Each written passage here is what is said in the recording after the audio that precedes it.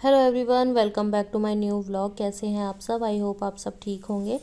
तो आज है ट्यूसडे और बच्चों की पड़ी हैं छुट्टियां। छुट्टियां क्यों हुई है वो मैं आपको आगे वीडियो में बताऊंगी। वीडियो को पूरा वॉच करिएगा। तो यहाँ पर मैंने आलू बॉईल कर लिए थे। उसके बाद इसमें मैंने खूब सारी प्याज डाली है, हरी मिर्च डाल दी है और आलू मैश कर लिए हैं इसी के साथ। और जितने भी बेसिक से मसाले होते हैं वो मैंने डाल दिए थे। उसके बाद गरम मसाले के बिना तो पराठों में स्वाद ही नहीं आता है। उसके बाद नमक डाल दिया था स्वाद अनुसार और इनको कर लूँगी मैं अच्छी तरह से मिक्स, ताकि अच्छे से मिक्स हो जाएं और पराठे जो है हमारे फटे ना। तो यहाँ पर जितने भी आलू थे मैंने उनको मिक्स कर लिया था। उसके बाद यहाँ पर मैं लग गई हूँ पराठे बनाने में। और जब पराठे बनते हैं तो गरम गरम खाने में ही अच्छे लगते हैं, बाकी फिर ठंडे होने के बाद उनमें कोई टेस्ट नहीं आता है। तो यहाँ पर चाय भी बनी हुई रखी थी, तो हमने तो चाय पी ली थी, मैंने और हस्बैंड ने, बाकी किसी ने भी चाय नहीं पी थी। तो यहाँ पर पराठों के साथ फिर दोबारा हमने चाय पी थी। तो सबके लिए मैंने एक एक करके पराठे बना दिए थे। सबने चाय के साथ आज पराठे खाए थे, क्योंकि सर्दियों में पराठे खाने का तो मज़ा ही और होता है। तो अब सर्दियाँ शुरू हो गए हैं तो गोभी के, पनीर के या फिर आलू के, मेथी के पराठे सबसे ज़्यादा टेस्टी लगते हैं और हेल्दी भी होते हैं। तो यहाँ पर मैंने आलू के पराठे बना दिए थे। सबने नाश्ता कर लिया था और उसके बाद मैंने बनाई थी लौकी की सब्ज़ी। तो मम्मी पापा के लिए बनाई थी, वैसे बाकी सबके लिए मैंने पराठे ही बना दिए थे। हस्बैंड भी लेकर चले गए थे। और उसके बाद मैं आ गई थी छत पे, कपड़े सुखाने थे। तो आप मौसम देख ही सकते हो, सर्दी इतनी ज़्यादा नहीं है, ये कोहरा नहीं है, ये पॉल्यूशन है। और पॉल्यूशन इतना ज़्यादा फैला हुआ है कि बस पूछो मत, घुटन सी हो रही है बाहर निकलने में ही। तो इसलिए पूरे एनसीआर में, पूरे फरीदाबाद में और मतलब पूरे दिल्ली में ही ये स्कूल बंद कर दिए गए हैं। अब दिल्ली में तो लॉकडाउन भी लग गया है, सुना है मैंने। तो किस किस के यहाँ पर इस तरह से पॉल्यूशन है प्लीज़ कमेंट करके ज़रूर बताना। और सर्दियाँ भी शुरू हो गई हैं, क्योंकि आज हवा भी बहुत तेज़ चल रही थी, तो बहुत ठंडी सी हवा थी। तो इसलिए मैंने कपड़े भी निकाल दिए थे गर्म। तो नीचे आ गई थी। उसके बाद यहाँ पर मैं लग गई थी कपड़े निकालने में, क्योंकि हस्बैंड को सुबह में छत पे जाना होता है वॉक करने के लिए। तो इसलिए वो बोल रहे थे कि मेरी जैकेट निकाल देना। तो मैंने सबके कपड़े निकाल ही दिए हैं, क्योंकि फिर बार बार ये बेड खोलना पड़ता है। तो इसलिए मैंने सारे कपड़े निकाल दिए थे और इनको मैं बाद में रखूँगी अलमीरा में। तो यहाँ पर मैं देख रही थी कि कौन कौन से भव्य के छोटे हो गए हैं कपड़े, तो उनको मैं नहीं निकालूंगी, लेकिन सारे निकाल दिए थे। क्योंकि जो मुझे लगेंगे कि छोटे हो गए उनको मैं अनीता को दे दूँगी, वो ले जाएगी।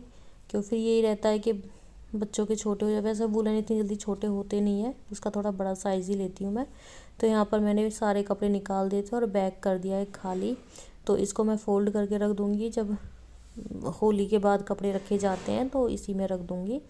तो इसको मैंने इसी में फ़ोल्ड करके रख दिया था बेड में ही। और उसके बाद यहाँ पर लग गई थी मैं बेडशीट बिछाने में। और यहाँ पर देखिए बेटा भी मेरी हेल्प कर रहा है। इनकी छुट्टियाँ पड़ गई हैं तो इनके तो हो गए हैं मज़े। ऑनलाइन क्लासेस हैं वैसे तो, लेकिन अभी ली नहीं थी इसने।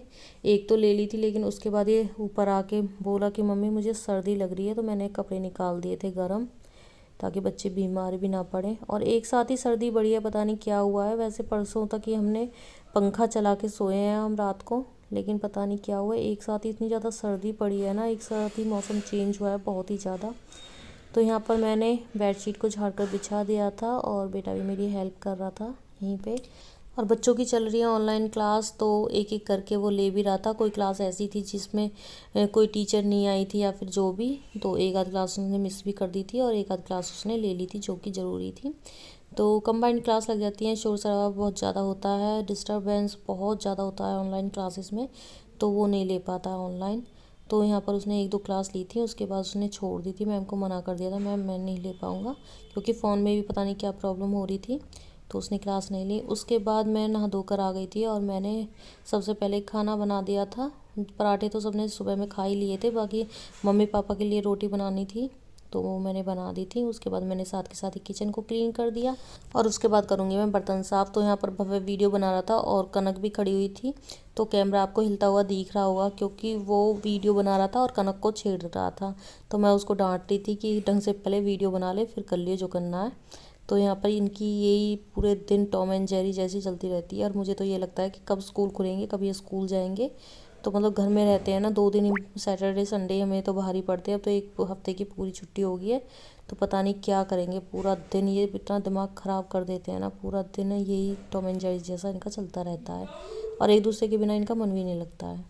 तो बस यही चल रहा था। मैं उसको डांट रही थी, मैंने उसको बिठा दिया था कि जाके टीवी देख ले आराम से, उसके बाद तेरे लिए पुलाव गर्म करूँगी, क्योंकि रात के पुलाव रखे हुए थे। उनके लिए बोल रहा था कि मुझे अब पराठे नहीं खाने हैं दोपहर में। सुबह में नाश्ता किया था तो दोपहर में पराठे खाने थे, तो बोल रहा था मुझे पराठे नहीं खाऊंगा अब मैं पुलाव खाऊंगा। तो बस यही था। मैं उसको बर्तन साफ़ करने के बाद दूंगी उसको पुलाव। तो बस बर्तन साफ़ हो गए थे, उसके बाद मैं उसको गर्म करके दे रही थी पुलाव, क्योंकि इनको मैंने देसी घी में ऐसे ही गर्म कर दिया था। प्याज वगैरह नहीं डाली थी, क्योंकि प्याज इसमें पहले से ही बहुत सारी पड़ी हुई थी, तो इसलिए मैंने प्याज नहीं डाली। बस ऐसे उसको देसी घी में गर्म करके दे दिए थे, और इस तरह से उसको काफ़ी ज़्यादा पसंद है। अगर एक दिन पहले के पुलाव बने हुए हो और अगले दिन उसको दो गर्म करके, तो बहुत शौक से खाता है। तो कनक ने, भव्य ने और गर्व ने, तीनों ने खाए थे। उसके बाद यहाँ पर कर दी थी मैंने किचन क्लीन। तो बस आज के लिए इतना ही। मिलते हैं आपसे नेक्स्ट वीडियो में। वीडियो थोड़ा सा भी अच्छा लगा हो तो प्लीज़ चैनल को सब्सक्राइब जरूर कर लें।